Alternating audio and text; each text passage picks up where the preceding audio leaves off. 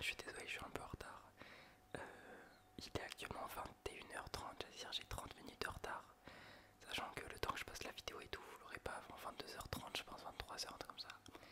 Donc désolé du retard. Je devais faire la vidéo hier, mais vas-y, hier je suis rentré du travail, j'étais fatigué. Vous connaissez, donc je me suis dit vas-y, c'est pas grave, je la ferai demain. Et en fait j'ai dormi, j'étais trop fatigué. Donc voilà, un peu de retard, mais je suis quand même un peu à l'heure. Donc ça va. Pour les nouveaux, n'hésitez pas à vous abonner. Euh, pour les anciens, likez, commentez, vous connaissez la chanson. Aujourd'hui on va parler d'un sujet incroyable. Comme vous savez, je suis pas très ami avec l'éducation nationale en règle générale. Je me suis déjà fait virer d'un collège. Globalement, j'ai jamais été dans les bons papiers de tous les établissements que j'ai fait dans ma vie. On va parler d'une histoire assez récente qui s'est produite pour une histoire assez bête qui s'est produite, j'ai la date, en avril dernier, donc en avril 2024, mais l'année scolaire dernière. Il faut savoir que je suis même plus dans ce lycée-là. Je pense que je me serais pas permis de faire cette vidéo parce que vu comment ils ont réagi à mes... Vous allez voir, c'est une discussion globalement.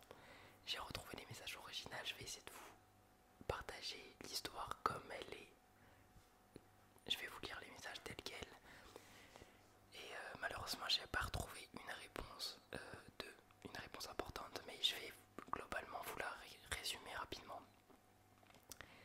Donc, nous sommes l'année dernière, je suis. On va recommencer même d'un peu plus loin. Globalement, on va commencer à mon année de seconde. Il faut savoir que moi, j'ai été en tout cas en système numérique. Et en seconde, on n'a pas d'option. Et on peut choisir son option pour l'année d'après. Donc globalement, en première année, donc en seconde, on nous dit vous devez avoir des très beaux résultats. On nous met la pression, mais de fou furieux, pour nous dire qu'en gros, si vous voulez avoir un avenir, si vous voulez faire l'option qui vous convient, il faut impérativement bien travailler, etc. Et donc il y a une option qui s'appelle risque que tout le monde veut globalement. Et il y a une option risque Pitech. Je vais vous la faire simple. En gros, risque, c'était l'administration réseau. Ça veut dire que ça touche un peu plus à ce que les gens veulent faire parce que sinon, soit on va installer la fibre, soit on globalement c'est soit la fibre, les autres options, soit les caméras de surveillance. Donc vous imaginez bien que globalement tout le monde veut faire réseau parce que on a un peu de codage, de développement, on a un peu de tout ça. Donc c'est une option qui attire plus les gens, c'est pour ça qu'on est venu en risque, en SN pardon. Donc globalement c'est une option qui fait de l'œil à tout le monde, c'est-à-dire que tout le monde vous la voulait, dont moi. Et avec cette option risque, on a une option qui s'ajoute qui s'appelle Pitech. Et cette option Pitech, globalement elle est impossible à avoir, pratiquement c'est on va dire une quinzaine d'élèves sur, si on prend Montpellier tout, 1000, on va dire 15 sur 1000, c'est genre vraiment très très peu. Et c'était dans notre établissement, donc l'établissement où j'étais, il y avait cette option. Et cette option nous permettait en gros d'avoir des visites de très grosses entreprises. On avait Sanofi, on avait IBM, on avait La Poste, les trois entreprises. Et dans ces trois entreprises, il y avait un mec qui travaille là-bas, qui devait nous mentorer. Ça veut dire que ce qui nous a été à la base, c'est 1 à 2 fois par mois. Non, non, 1 fois par semaine. Mais après, ils ont un peu changé. Ils ont dit peut-être 2 fois par mois. Donc 1 fois toutes les 2 semaines, on aurait un rendez-vous. Etc. Donc nous, on était en mode bah ça va, c'est cool et tout. Genre banger quoi. On a un rendez-vous avec un mentor qui travaille là-bas. Qui sont du coup bien dans le développement. Enfin bref, c'est des très bons postes, des gens qui vont nous voir, qui vont avec qui on peut nouer des contacts, etc. C'est banger de fou. Je fais mon année de seconde, globalement dans le lycée se passe assez bien. J'essaye de me débrouiller, je sais pas comment expliquer, j'essaye de faire tranquille. Ça veut dire que j'étais pas non plus blanc comme neige. Je me suis tapé quelques cols, j'ai séché 2-3 cours. Mais globalement, j'ai essayé d'être assidu. J'ai fini avec 16 de moyenne à peu près sur... Si on faisait une moyenne de mes 2 semestres, à mon avis j'étais à 16. Donc je finis avec une très très bonne moyenne. Globalement je suis content, je finis mon année. Je suis même pas sûr d'être accepté en risque. Dû à mon comportement, je sais que c'était pas gagné. Les résultats tombent, je vais chercher ma feuille, je regarde ma feuille et je comprends que je suis en Rispitech. Donc Rispitech veut dire je suis extrêmement bien globalement. Donc moi je suis en mode bah, incroyable, je vais me faire coacher par des mentors, je vais visiter des entreprises, nanani nanana. En plus de la formation, c'est vraiment une bonne formation, on va avoir des bons profs, etc. Vous sentez déjà la douille venir. C'est que, donc globalement moi je suis hyper content d'avoir cette formation que j'ai méritée. On se rappelle que l'année dernière, toute l'année on était là. Si vous n'avez pas des bonnes notes, si vous n'avez pas un bon comportement, vous ne signerez pas dans cette formation, ce qui a été le cas pour vraiment 90% des gens. Je sais même pas comment j'ai atterri dans la formation, je vais pas vous mentir, mais bon, globalement, j'étais content. Le début de l'année se passe bien. Au bout de, je vais dire, 1 mois et demi, donc pas tout de suite, on est invité dans un grand, dans un grand, je vais trouver le nom, une salle énorme de, enfin la fac quoi. Je sais pas comment on appelle ça. Mon ventre est fou. Je me rappelle plus. Bref, en gros une salle immense où on a le prof qui est tout en bas et ensuite c'est des étages qui montent. Je pense que vous voyez ce que je veux dire, j'ai complètement oublié le nom, mais globalement on est invité dans cette salle là qui est dans le lycée, etc. pour savoir nos mentors. Donc on va avoir officiellement le nom de nos mentors, on va faire une première rencontre avec eux, enfin on va leur serrer la main quoi. Et globalement ensuite on devrait avoir nos rendez-vous périodiques. Je suis extrêmement content de ce fait. Et donc je me dis très bien tout ça, c'est carré. On fait le rendez-vous, etc. Enfin on fait dans la salle l'événement, etc. Ça se passe bien, on peut manger, on a des petits fours et tout. Moi je suis en mode waouh, mais l'année de fou que je vais passer. C'était avant de voir la douille énorme. Donc globalement moi je suis content. Je me dis vas-y c'est carré. J'ai le mentor, j'ai ma mentor qui est devant moi. Au bout de, ça a duré une plombe en plus ce truc. J'ai ma mentor, c'est une meuf qui travaille à Sanofi, j'étais très content. Il faut savoir que je vais faire ce petit disclaimer.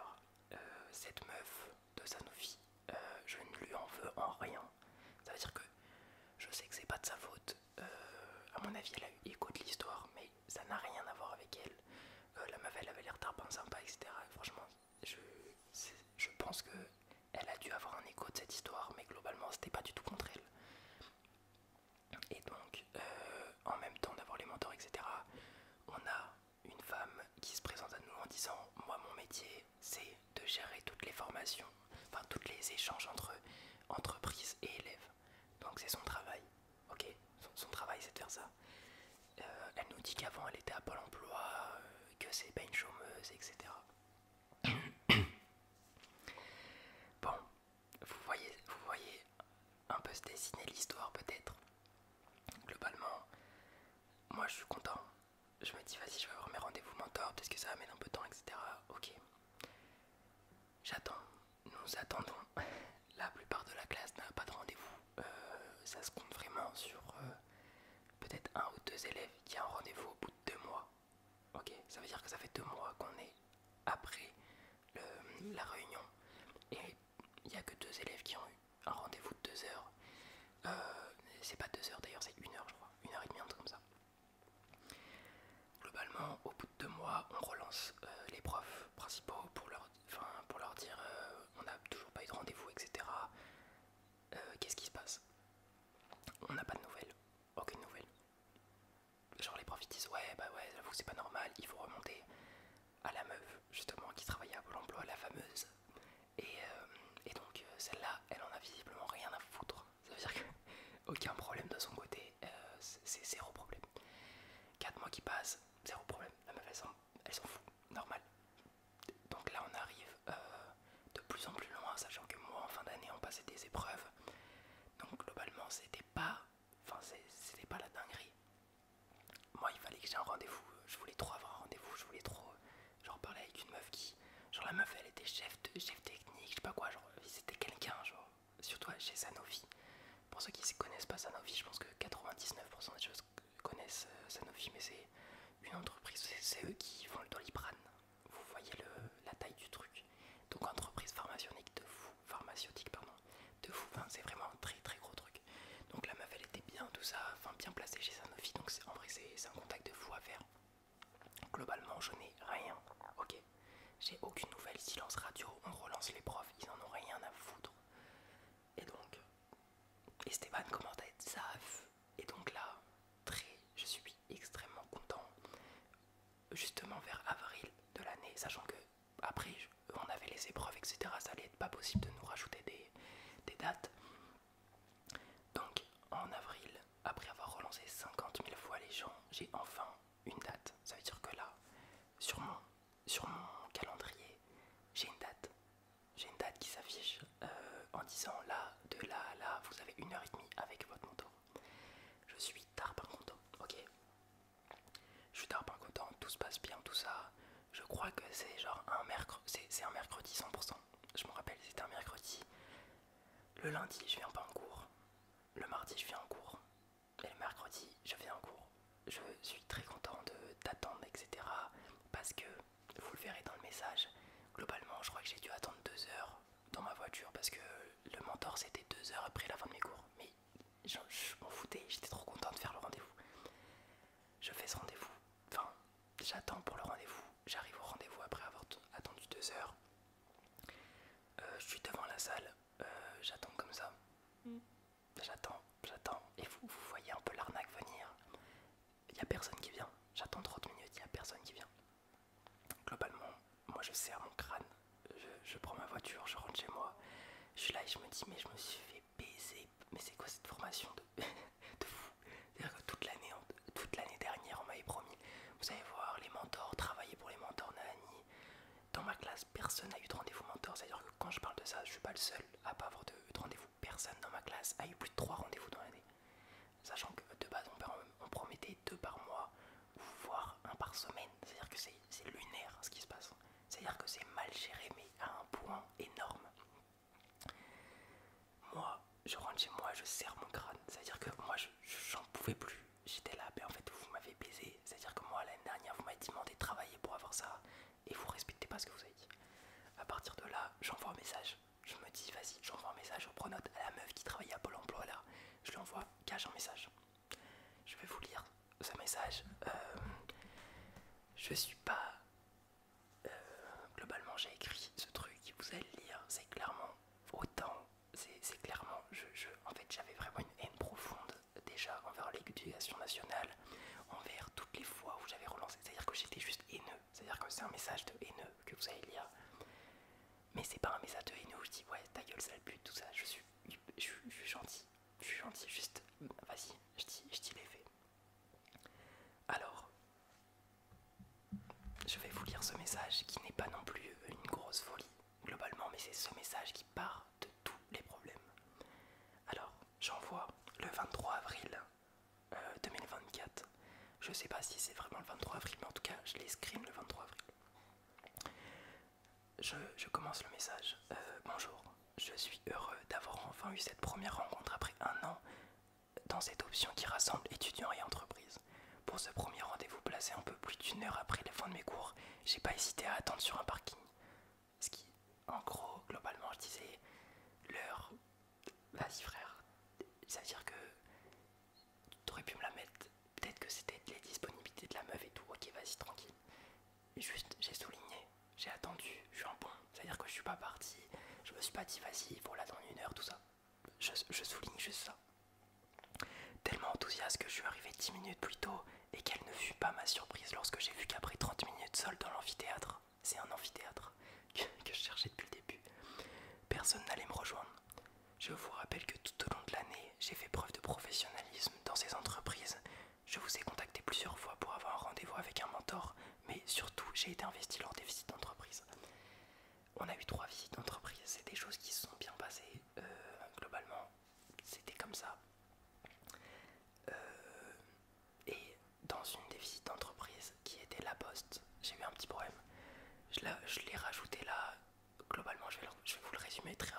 ça n'a pas vraiment d'importance là que je le lise. En gros, on pouvait aller, je venais d'avoir mon permis, on pouvait y aller soit par notre propre moyen à la poste, soit on pouvait y aller en bus. Je suis allé récupérer mon meilleur collègue de la classe et on a pris l'adresse que le mec nous avait dit. On est allé à la poste et en fait c'était pas du tout la poste. En fait le mec s'est trompé d'adresse quand il nous a donné la poste. C'est-à-dire que nous on est allé à une vraie la poste, un la poste normal, alors que là où on avait vraiment rendez-vous c'était un la poste technologie quoi. Ça avait rien à voir. Et donc en fait on est arrivé mais genre vraiment plus grave en avance. En voiture à l'eau de la poste, enfin au la poste qui fait les lettres. Et donc globalement on était en retard sur le vrai la poste. Et quand on arrivait en retard on s'est fait mais incendier, genre vraiment mes salles, par justement le directeur des relations entreprises, enfin le collègue de la meuf. Il nous a incendié. Et donc il nous a incendié, tout ça c'était horrible. Et, donc là, je fais un petit paragraphe en disant je vous rappelle que vous m'avez crié dessus, etc. pour 8 minutes, c'est improbable, tout ça. Nanana. Bon, bref, en gros, je dis vous aussi, vous avez fait des erreurs. Genre là, à la poste, vous avez fait de la dinguerie, vous m'avez crié dessus alors que c'était vraiment de votre faute et tout. Je remets un peu l'histoire dans le contexte. Donc, j'ai dit à la fin de mon message, un message qui fait un peu problématique visiblement. Si vous avez des préoccupations concernant le message, ce message, je suis disponible tous les jours au lycée pour en discuter. Cordialement, Esteban Egala. Globalement là, je suis rentré dedans un peu. Ça veut dire que la meuf, elle devait pas être hyper contente de recevoir ce message. Excusez-moi, j'ai dû aller chercher les pizzas. J'ai fait une petite pause. Alors, je vous réexplique. Enfin, je reprends là où j'en étais, pardon. Donc, la meuf, elle reçoit le message où à la fin, comme j'ai dit, je termine par si vous avez des préoccupations concernant ce message, je suis disponible tous les jours au lycée et tout. Visiblement, elle a pas kiffé. Elle me renvoie un message. Genre, là, dites-vous, j'ai dû l'envoyer après, donc vers 17h, elle me renvoie un message le lendemain, genre, dès que j'arrive devant le lycée, donc vers 7h30, comme ça. Je vois le message en me disant j'ai aucune préoccupation par rapport à votre message, tout ce que vous avez dit c'est faux, je sais pas quoi. Mauvaise foi de fou. Et donc moi je rigole un peu tout ça, je me dis c'est trop drôle et tout, je montre à tous mes collègues de ma classe le message, je dis ouais c'est un peu des malades quand même, de pas reconnaître cette Torah sport là quand même, c'est bien un truc de l'éducation nationale. Je rentre en cours, c'est pas une blague, hein. Je rentre en cours, je fais 1 minute dans le cours, je me rappelle j'avais PSE, c'était dans des salles au fin fond du lycée. Ça toque, de ce qu'on après on se dit vas-y ça doit être un mec qui doit être en retard. Non pas du tout, c'est le CPE le CPE de ma vie scolaire qui dit ouais. Et Stéphane t'es convoqué, tout ça. Je suis convoqué et là à partir de là ça se passe assez rapidement, globalement 1 heure. Enfin ça se passe pas rapidement le rendez-vous, mais je vous explique ce qui ressort du rendez-vous. Le mec il me dit ton message il est pas insultant mais il est très grave, ça va pas d'envoyer des messages comme ça. Et en gros moi ma défense c'est j'ai pas été obvious, enfin ok le message il était un peu salé, j'ai insulté personne, globalement c'est un j'ai dit juste ce que je voulais dire, que vous m'avez donné aucun rendez-vous, que vous avez annulé un rendez-vous à la dernière minute. Et je vois que le mec en face de moi il était pas du tout renseigné sur le dossier, c'est à dire que la meuf, sachant qu'il y a 2 secondes elle m'a dit ouais j'ai aucune préoccupation par rapport à ton message, nanani nanana, elle a quand même demandé au CPE juste après ouais tu peux aller le convoquer tout ça, bref. Donc là à partir de là le mec il me dit bah là t'es trop dans la merde. Là il me dit bah t'es trop dans la merde en fait, tu vas juste te faire virer du lycée, bien joué à toi. Et donc je pars de ce rendez-vous et je reviens même pas en cours, dites-vous. C'est à dire que je commençais à 8h, j'allais faire ma journée normale et c'est fini, plus court de la journée là. Je sors du lycée, je suis en mode mais frère c'est ouf. Genre là les mecs ils ont fait trop de la merde toute l'année. L'année dernière ils m'ont forcé pour aller dans... forcé de réussir et tout pour aller dans cette section. Et maintenant que je suis dans cette section, on me baise, on me baise. Et donc là, Jusaf, Max, faut savoir que moi j'habitais pas avec ma mère, tout ça. Et ma mère, elle est grave dans les dossiers un peu administratifs, tout ça. Je l'appelle, je lui raconte un peu toute l'histoire. Et ma daronne elle dit bon, en gros, parce que quand je suis sorti du truc, ce qu'il faut dire c'est que le mec m'a dit en gros, t'es viré du lycée. En gros, il m'a dit bah tu vois ton message là, bah t'es viré, bien joué. Donc j'ai un petit problème de chronologie, il se passe pas exactement ça. Donc le mec me dit t'es viré et tout ça, et ça se passe ultra rapide. Moi je dis en gros, bah les frères, genre là ça va pas se passer comme ça. Genre j'ai dit ouais mais en fait vous êtes des malades, j'ai rien fait. Genre j'ai envoyé un message normal, c'était pas insultant, tout allait bien. Je reçois un message, mais ultra, genre vraiment pas longtemps après. Je reçois un message en disant, en gros, le 23 avril, je vous lis le message tel qu'il est. Le mardi 23 avril 2024, Égale Arrêt Esteban, scolarisé en classe de 1 SN2, a tenu sur pronote des propos déplacés à l'égard d'un membre du personnel de l'établissement. En effet, sur un message pronote, il s'est adressé à son enseignante, qui ne l'est pas d'ailleurs, c'est une meuf qui travaille dans le lycée d'ailleurs, avec une grande insolence.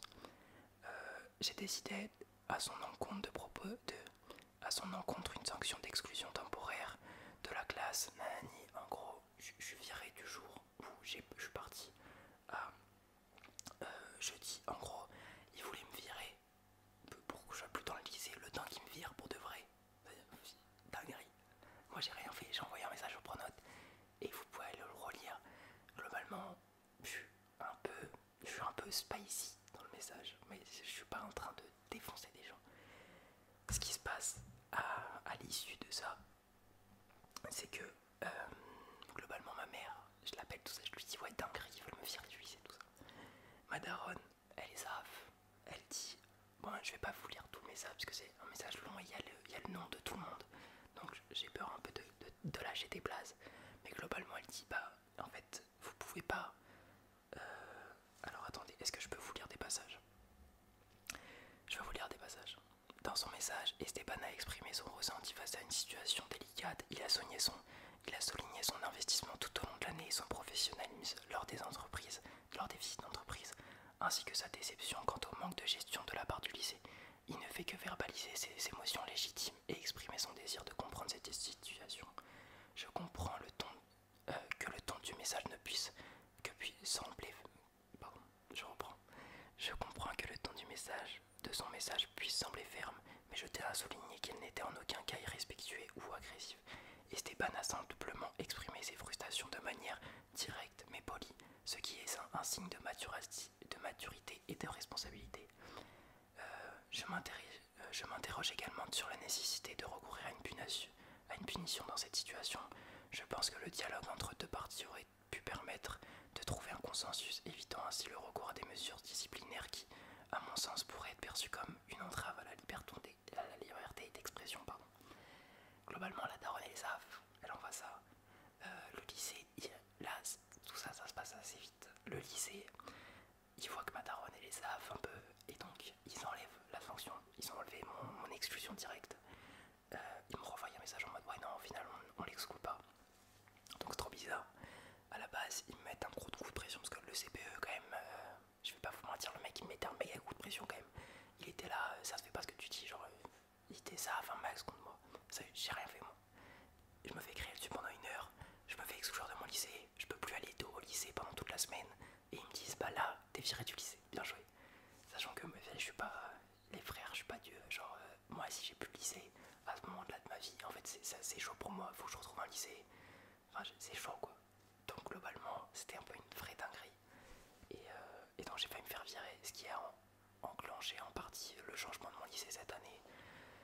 C'est qu'en fait je pouvais plus tenir des rapports aussi chauds, tendus avec tous les membres du personnel. C'était vraiment une horreur. Du coup voilà, j'espère que j'ai bien raconté mon histoire. C'est l'heure pour moi de manger mes pizzas. Je vous remercie de m'avoir écouté, j'espère que j'ai pu te relaxer un peu en te racontant cette histoire. Je te souhaite une très bonne soirée.